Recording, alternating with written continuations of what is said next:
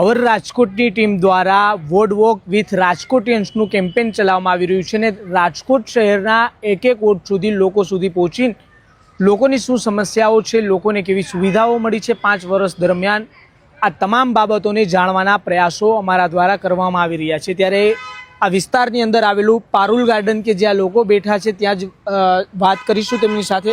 આપનું નામ અને આપ કેટલા વર્ષથી આ વિસ્તારની અંદર રહો છો? હું આ વિસ્તારમાં છેલ્લા 15 વર્ષથી રહું છું। મારું નામ છે કૌશિક ડોડિયા। જે આ વિસ્તાર આવેલો છે વોર્ડ નંબર 5નો, ત્યાં સુવિધાઓ કેવી છે? ના, સુવિધા તો ત્યાં અમને સરસ મળે છે। એની ટાઈમ કોઈ પણ જાતની ક્યારે અમને ઉપાધિ રહેતી નથી।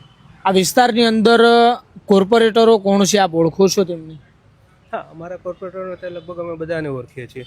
અમારે જો મારા વિસ્તારના કોર્પોરેટર છે અત્યારે એક રસીલાબેન સાકરિયા છે, પ્લસ દિલીપભાઈ લુણાગરિયા છે, હાર્દિકભાઈ છે, ત્યાં 2-3 કોર્પોરેટરો તો છે અમારા કોન્ટેક્ટમાં હોય જ છે ગમે ત્યારે, એની ટાઈમ કામ હોય આ કોર્પોરેટરો લોકો વચ્ચે આવે છે ખરી?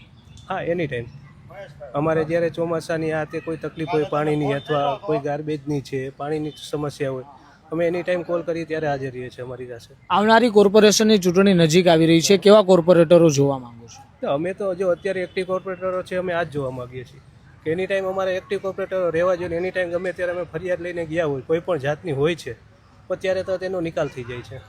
આ વિસ્તારની અંદર રોડ રસ્તાની હાલત કેવી છે?